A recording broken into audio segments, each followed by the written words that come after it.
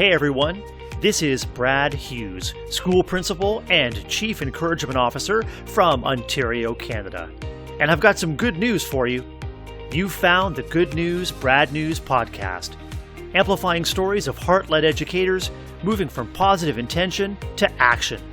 Great people like you, improving kids' lives through service, connection, and finding the fun.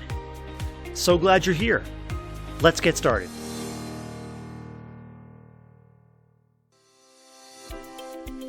Hey listeners, welcome back to episode 6 of the Good News, Brad News podcast, and thank you so much for tuning in. I am your host, Brad Hughes, and as you settle in and get comfortable, please be sure you observe all posted signs, watch your speed, and please return this podcast with a full tank of gas.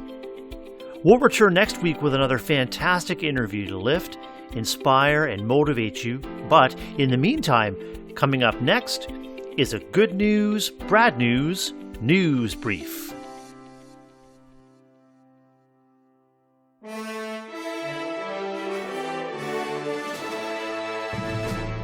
This is a Good News, Brad News, News Brief. Hey everyone, this is Brad Hughes with a Good News, Brad News, News Brief, brought to you by self-reg and by Reframing Misbehavior. The time is now to reframe misbehavior. Educators, parents, and caregivers devote considerable time and energy, and sometimes heartache and sleepless nights, to addressing so-called misbehavior. I'm so grateful that Dr. Stuart Shanker and Dr. Susan Hopkins of the MEHRIT Centre in Ontario, Canada, taught me the important distinction between misbehavior and stress behavior. Learning about and then applying self-reg has provided a foundational and transformational shift for me in my beliefs about how to help students and families. You know, stress is part of life. It may be positive or negative, visible or hidden, minor or toxic. Self-regulation is about how we recognize and respond to stress in its many facets, and how we balance energy and tension. Dr. Shanker identifies 5 stress domains: cognitive, emotional, social, prosocial, and environmental. Left unchecked, stressors in these domains tend to compound and multiply into stress cycles that impact behavior. It's about misbehaving versus maladapting. You know, many children are not choosing to be inattentive, disruptive, or confrontational, nor should they necessarily be accused of not having enough self-control. Research in neuroscience and physiology reveals that challenging behaviors may actually be attempts to adapt, however undesirably, to stressful situations.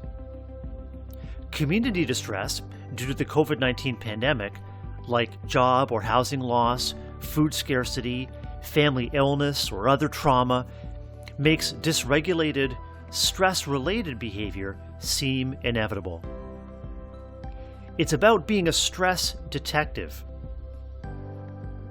Let's posit that behavior is communication, and that children do well and behave well when they can.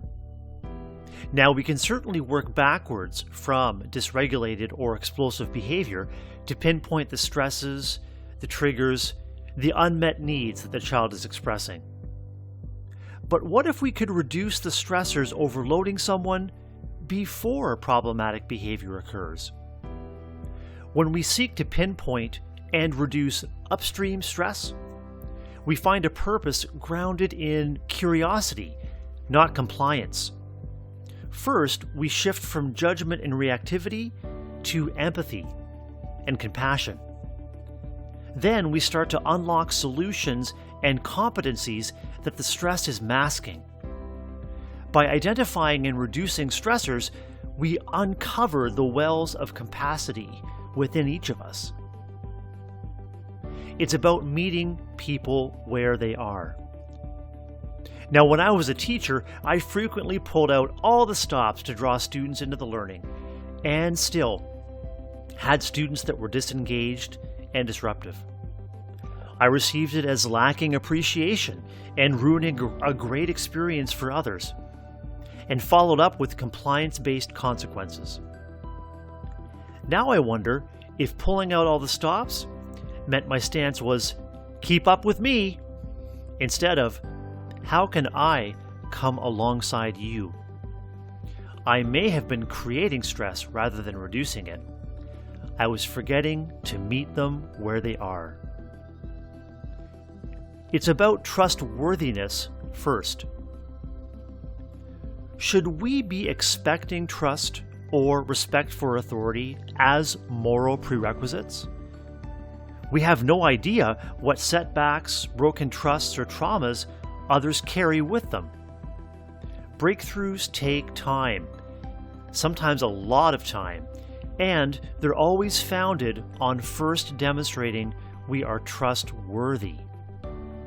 We must continuously challenge our assumptions and reframe challenging situations with curiosity and vulnerability. Energy intensive? Definitely. Worth it? Absolutely.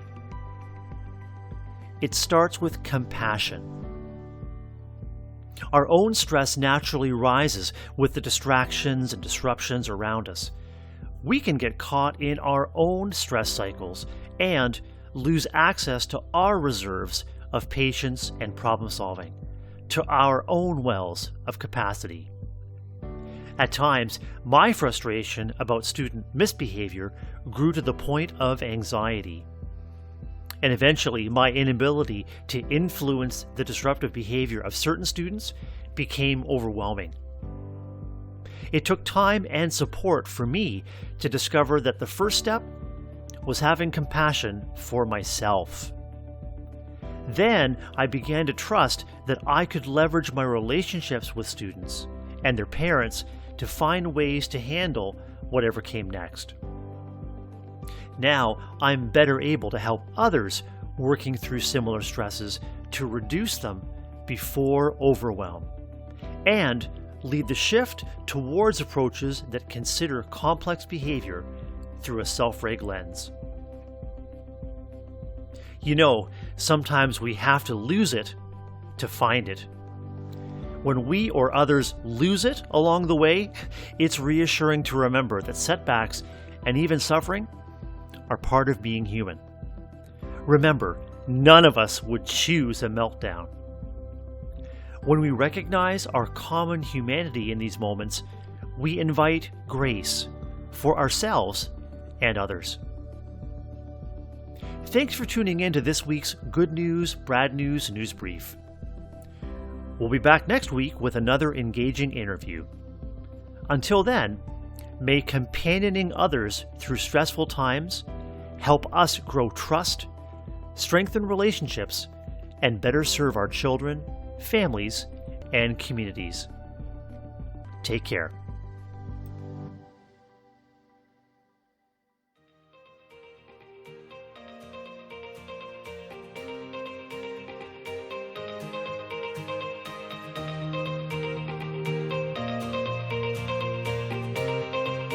Hey, thanks for tuning in to the Good News, Bad News podcast.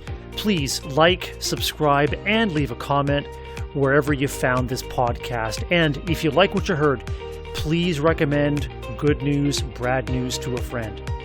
And please hit me up on Twitter. I'd love to hear from you. You can find me at Brad, BRAD, _Hughes, HUGHES. I look forward to hearing from you and to reconnecting with you on our next episode. Until then, get out there and do amazing things.